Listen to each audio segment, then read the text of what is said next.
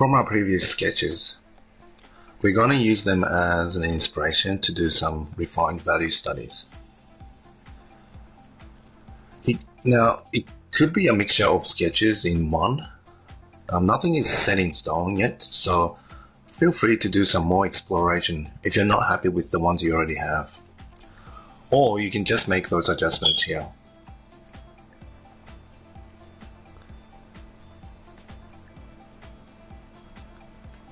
Depending on how comfortable you are with painting, you can start straight into these comp studies and skip the sketching phase, but one great thing about sketching is it pushes you to really think and define what you have on the canvas.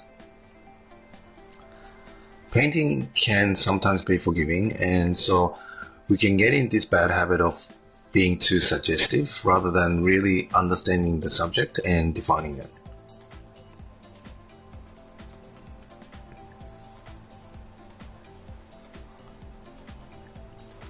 Now, in this part of the process, we will have to start thinking about the lighting. These are still quick sketches, so try and relax when approaching lighting. With these, I am sort of leaning toward a more direct lighting scenario coming in from the left. It's sunlight hitting the rocks and casting a hard-edged shadow. There are mainly three types of lighting. One is direct light, which is the sunlight, and you have the point light, which is usually a human-made, like a light bulb, and then you also have the diffuse light, which happens on an overcast day where the direction of light is unclear. Now, it doesn't matter which one you pick, just explore all of them.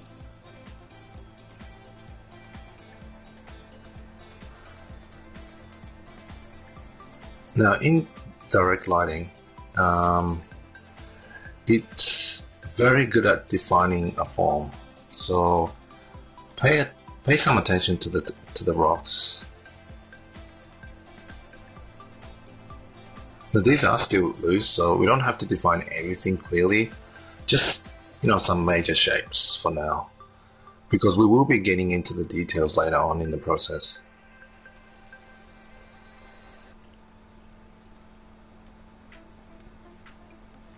Now, to make sure that I have a clear read in shapes, I keep my values simple. Right now, I'm basically only using 3 to 4 tonal values: the dark gray, mid gray, and light gray. We can always add more later, and we will, but the important thing here is clarity and defining the light side and dark side as an abstract shape.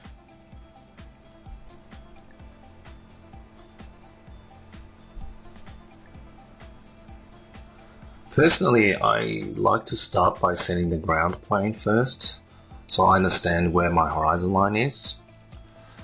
But there is no rule in where you should start with, but I just personally like to start this way and then determine the dark side.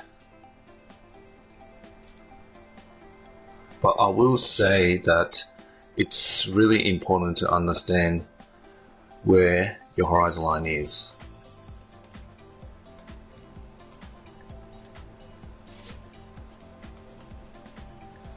Artwork, sometimes we're not given much time to do a painting, and so in a situation like this, I would skip the sketching phase and start straight with value painting. Value painting is actually very useful in communicating a mood, and it's really quick and effective. So many art directors and directors do like to start with a series of value paintings just to understand the feel of a scene before moving to the next decision. Sketching can be hard to convey a mood, and it takes a lot longer to achieve as well. But I would suggest to learn both painting and sketching, so you are more flexible as a professional once you start working.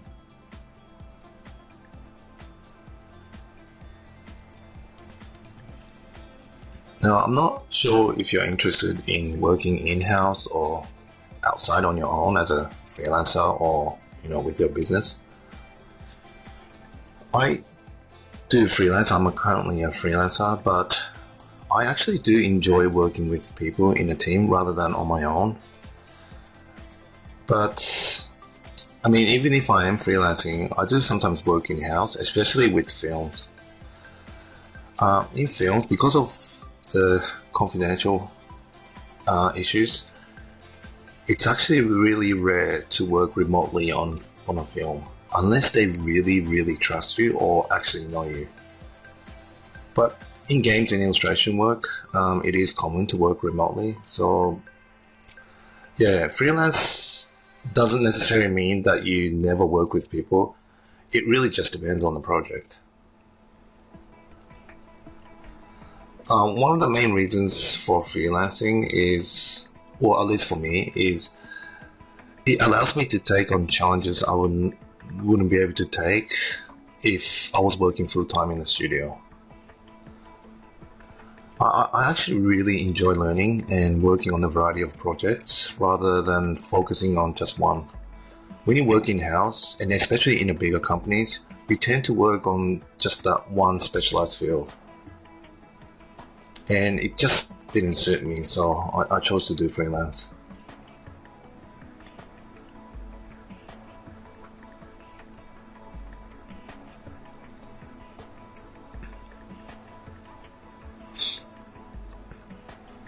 Now play around with different shapes.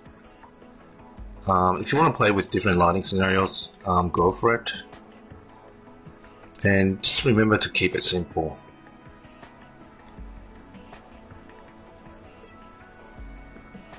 These are meant to be quick as well. If you're spending any more than, say, 5 to 10 minutes, it might be a little bit too long. Try to keep it below that. Again, don't worry too much about what brush you use. Just pick one and go with that.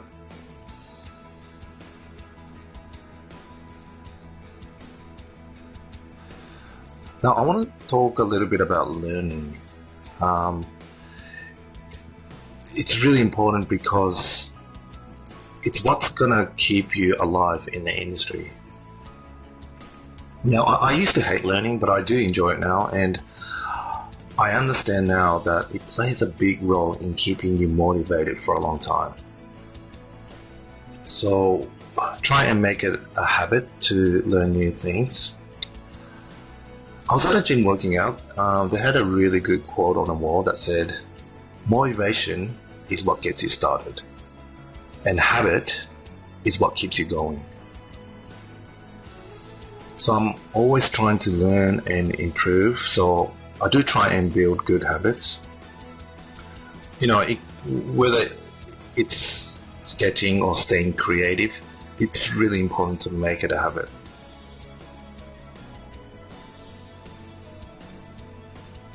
Now, I do believe that environment you are surrounded with, whether physical or in cyberspace, has a huge influence on your learning because they can create a new interest in you. I am usually lazy on my own, so I used to just put myself in a different situation and environments to learn from others and from my own personal experience. I know learning something new can be hard at the start, so you can try by going to places. And it's like going to the gym. Once you're there, because everyone is working out, you will naturally start working out. I usually just need a little push to grow some interest in the subject. And once I build that, once I've got that momentum, I can go on my own. This is how I did it, but find a way that suits you because habit is going to determine how far you're going to go.